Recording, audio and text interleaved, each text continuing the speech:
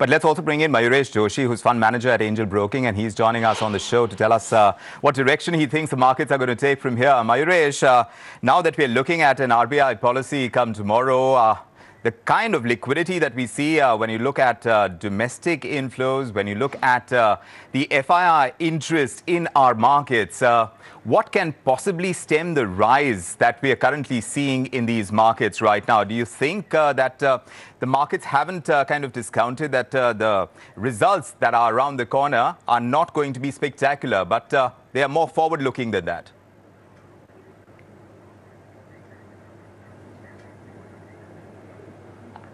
Afternoon, Vikram. Obviously, I think the markets move much before the anticipated events that probably take place. So I think if one takes a one-year forward view of how earnings will pan out, the large expectations from the street is that the second half of this fiscal should show respite in terms of earnings reviving and coming back.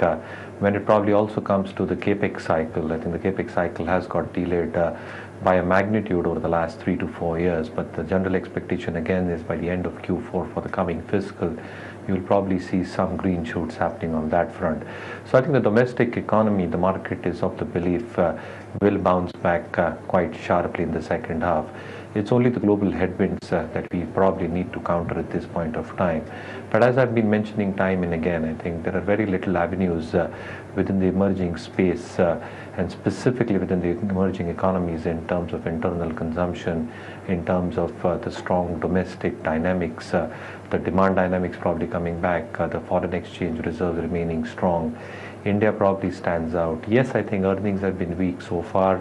The kind of valuations that the markets are currently trading at vis-a-vis the kind of earnings that we are posting and the expectations again in Q4 of earnings being soft and tepid with remonetization probably accounting for probably the volume degrowth that one might witness, because the first half of this quarter was when remonetization was largely taking place.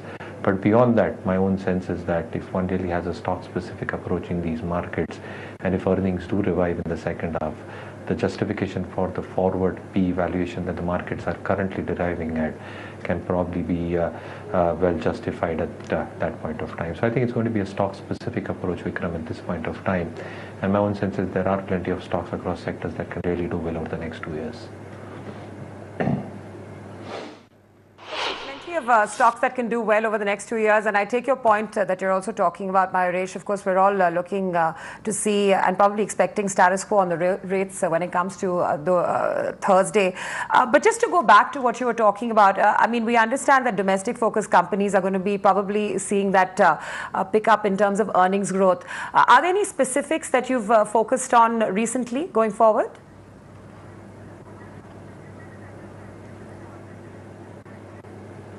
Afternoon, Fatima. So again, I think consumption as a theme is something that I will continue to like over the next 2 to 3 years. And the whole premise stays with the fact that if you leave aside demonetization and remonetization, I think all the triggers that are probably there to take the consumption story forward still exist. So you've seen a good monsoon go by in the year gone by. You've seen a good rabi or a winter crop come through.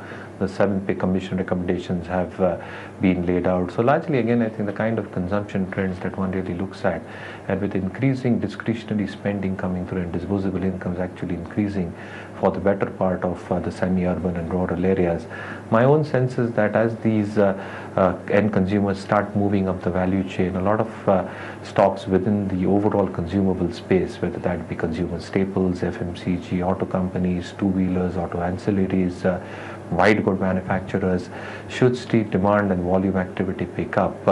Obviously, it's going to be a gradual process over the next few quarters, but for an economic like ours, which is entirely domestic driven at this point of time, and as the dynamics are changing towards the end consumer probably moving up in terms of a better branded thing, and organized players probably also getting benefited from GST getting implemented, my own sense is that organized listed players within all these spaces selectively should do really, really well. So again, I think remain extremely sanguine in terms of the prospects for the discretionary consumption space. And over the next 2 to 3 years, I will see a paradigm shift happening in terms of not just the pattern activities in terms of unbranded moving to branded, but largely I think as volume activity picks up, the pricing should improve the operating leverage on a lot of company balance sheets. So I think these are the spaces that I'll probably look at. But one really needs to follow a bottom-up approach. Valuations are looking reasonable rather than chasing stocks which have moved up significantly over the past few months. Interesting what you're saying about discretionary spending when it comes to the consumption as a theme right now. And I want to bring up Titan at this point in time because it makes absolute sense to do that, considering that it's shining bright in trade today and the recovery in consumer sentiment is spurring sales for the company. Let's find out what's happening on that stock and what brokerages are making of it. Navneet is still with us and she has been watching this stock very closely. Navneet, do tell us what you're picking up from brokerages. What are they saying about Titan? Well, Morgan Stanley has come out with its report with a rating of overweight on Titan Industries, and the target price is about 530 rupees. And probably on that elevated target price, you're seeing those gains coming about in today's trading session. Overall, well, if you look at their report, Morgan Stanley has stated that they expect consensus to revise earnings over the next few days to match their estimates, which are 7 to 11% higher for FY17 to FY19. They also expect that the post-quarter update by Titan points to a strong quarter. We're still waiting for the fourth quarter earnings, so let's see how the earnings pan out. But as per the update, they expect the earnings to be better than what the estimates currently stand at. Morgan Stanley forecast 41% revenue growth and 39% EBIT growth for the jewelry segment for the fourth quarter, and expect 5% revenue growth and 87% EBIT growth for the watches segment. Overall, if you have to see the jewelry division, according to the management, they've stated that this division has achieved a new milestone in terms of their sales figure as well as profit. So in Morgan Stanley's view, they've implied that the revenues may have crossed 10,000 crore in the jewelry segment this time around, vis-a-vis their estimate of about 9,900 crores. So let's see where the numbers stand out. Even the watches division has done well for the company. They're expecting the fourth quarter to be good for the watches division on back of good sales growth in the domestic watches segment. And eyewear precision engineering division has also a good turnaround in the fourth quarter on account of revival in sales of the sunglasses business. Overall, if you have to go by the management outlook, is what the report is stating, that the GST rates are still not out and they could be higher for the jewelry segment. But overall, GST implementation will be positive for the company because a large amount of unorganized market will go to the organized segment, which will benefit Titan Industries. Navneet, that's exactly what Mayuresh has been saying, that since the market is moving towards branded goods and discretionary spending is something that one needs to concentrate on. Mayuresh, what do you make of Titan within the entire pack? Because like you said, you need to be stock specific in these markets, and I suspect that's what you mean when you talk about the discretionary consumption theme as well. So do tell us, is Titan one of your picks in that space, or would you pick some other stocks there?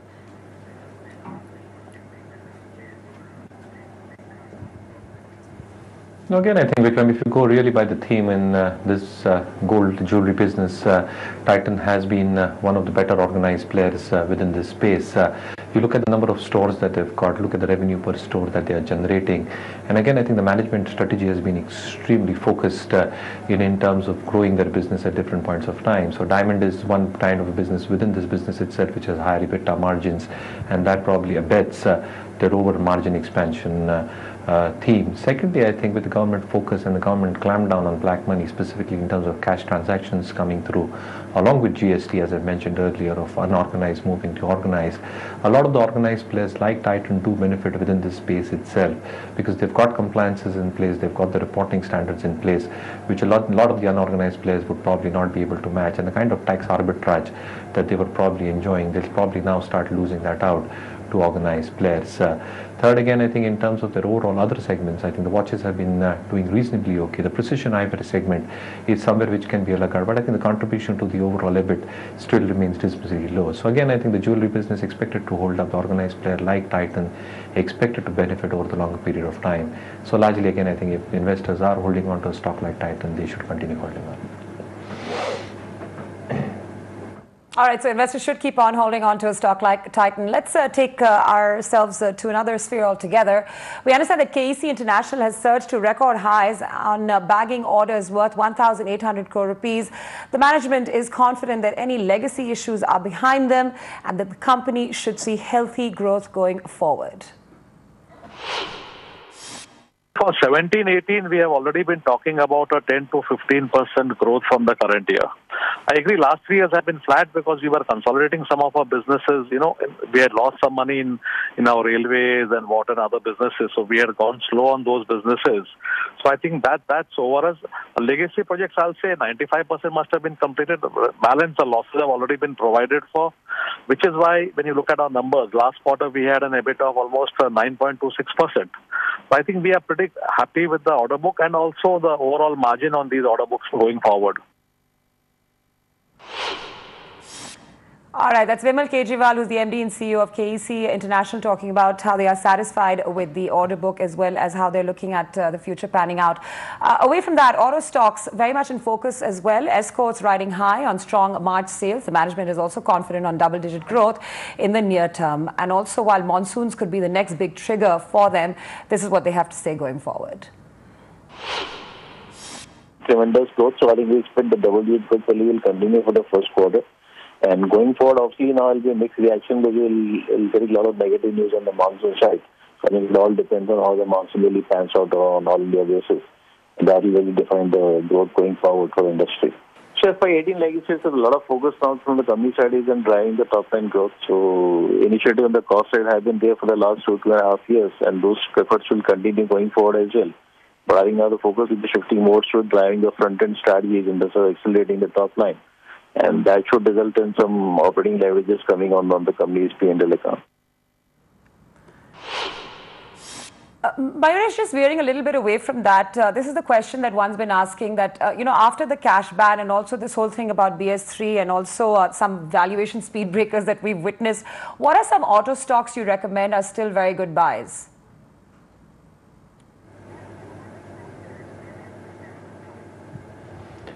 So Fatima, largely I think after the Supreme Court order, you will see some disruption happening in terms of how the reported numbers look.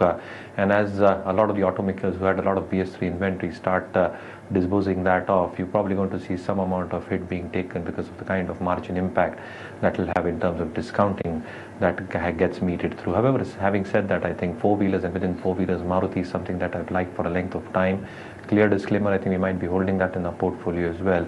But largely, again, I think that Gujarat plant on stream, 250,000 units expected to come into the production line. And largely, again, if you look at the kind of products that they've got, the pipeline of products that they are having, specifically the variants like Brezza, the Ciaz, you probably got S-Cross, which is again started picking up after the large discounting that we probably saw. Baleno's holding up. The indirect part of imports has come down significantly. Yes, I think you might see a blip in terms of how the yen movement happens against the rupee. But largely, again, my own sense is that volume growth should meaningfully pick up and sustain for Maruti. Margins should hold up, and they've got a very, very strong balance sheet. So within four-wheelers, Maruti is something that I'll still continue to like. Within two-wheelers and a mix of CV space, I think Eicher Motors is something that I've continued to like.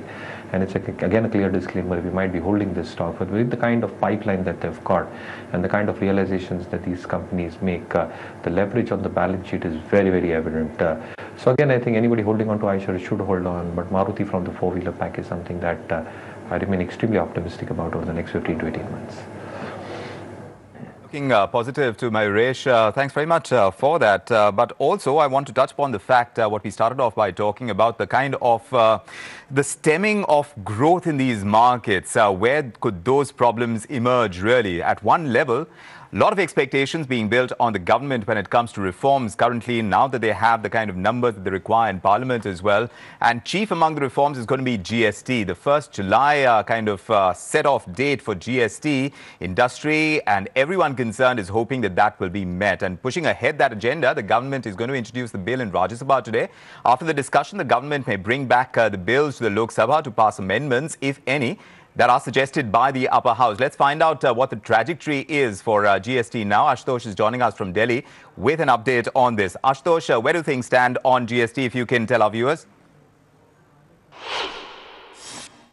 That's right. The GST bills approved by the Lok Sabha last week will be taken up by the Rajya Sabha for discussion, debate and also voting today. A total of 4 GST bills, the central GST law, the integrated GST law, the compensation law bill and the union territory GST law will be taken up by the Rajya Sabha. And the total time that has been allocated for discussion, debate and voting on all these 4 bills is of 9 hours. What is very important to understand over here is that there could be 2 scenarios in Rajya Sabha itself. One is that Rajya Sabha may clear the bill without any amendments. In other case, the Rajya Sabha, if the Rajya Sabha wants to have certain amendments, these amendments will have to again be referred to the Lok Sabha, where if the Lok Sabha prefers to ratify all those amendments, it can ratify them. It can also reject those amendments. But once the bill is gone to the Lok Sabha, whether or not the Lok Sabha accepts or rejects the amendments, the bill, since it is a money bill in nature, will be deemed to pass. And with the passage of all these 4 bills from both houses of the parliament, at least the legislative business as far as the central government is concerned on the GST is concerned will be over. Post that, the state GST law, which has been circulated to the state, will have to be ratified by the respective assemblies of all the state governments. With this, all the 5 bills of supporting bills and legislations for a successful GST rollout will be complete, and we'll indeed keep a watch on what pans out in the Rajya Sabha today. As indeed we'd expect you to, Ashutosh. Many thanks for bringing us that update. So that's how things stand on GST right now. But for the most part, Mayuresh, all eyes are on the government. At this time, when you're looking at spends, that's where it is. Because like you mentioned, CapEx cycle revival is going to still take a while. At this point in time, which could be the outliers? Because there is constant talk of how much valuations have run up in these markets.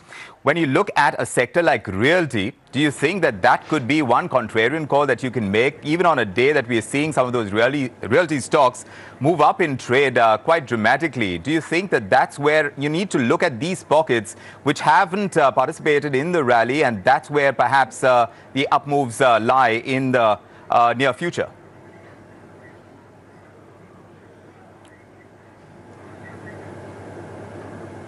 Oh, absolutely. And again, I think the kind of plaguing that the industry has gone through, specifically the real estate industry, the degrowth in sales, the number of square feet that were getting launched in terms of new sales and launches happening, just not happening. And again, with the kind of lesser registrations happening because buyers across on the residential side of the business were waiting for price dips to probably happen. Couple that up with a few of the large retail companies actually having a huge amount of leverage on their balance sheet was not aiding their cash flows and the profitability and the return ratios for these companies. But with the introduction of RERA and the new Real Estate Act coming through, a lot has shifted in favor of the organized players, and there will be consolidation in the industry, which is obviously good news. Secondly, again, I think with imposition of RERA itself, I think there will be more disclosures that will probably start taking place, and execution will improve from the developer or the builder side. This again will ensure that the kind of execution that one really looks at and the kind of revenue recognition that one looks at, because most of the projects are on cost of completed project methods, again I think that will have a significant say in terms of how revenue gets recognized on the balance sheets of these companies. And the listed players probably are doing their sufficient disclosures in terms of compliances, and with the regulatory body coming through, I think it becomes very, very transparent and compliant itself, and the real estate listed players are probably doing that. So yes, I think the entire theme that I've been talking about, I think it does move in favor of real estate companies, and yes, I think that can be a contrarian crawl. To add to that, I think industrial consumables, and we did speak about the CapEx cycle, industrial consumables have actually held up pretty well. So a few of the abrasive companies can actually be looked at from a bottom-up approach, because the entire theme in terms of the market catching up and the kind of turnovers that they've done in tough times, as the credit cycle improves, as the end consumer demand improves, the abrasive stroke ceramic industry should start doing pretty well. So a few listed players there can be looked at from a bottom-up approach, because their balance sheets are relatively very, very clean with minimal debt on their books, asset turnover expected to improve drastically, the return on capital employed expected to jump up, and it's actually been resilient so far. So I think any significant up move on that front with minimal capex on their balance sheet and good dividend yields, I think these are the two sectors that can really do well in my opinion. But yes, I think one must have a stock-specific approach within these sectors, because I think the run-up again within the realty pack has been quite significant over the last few weeks. All right, Mahesh, always a pleasure speaking to you. Thank you very much for having joined us on this day. We're, of course, showing you how the Sensex has slipped after hitting that 30,000 mark. Continue to see how these markets pan out. But still ahead, we're going to have a conversation with Lalit Agarwal of V-Mart Retail. The stock is buzzing in trade. We'll analyze what is the reason behind this activity. Do stay where you are.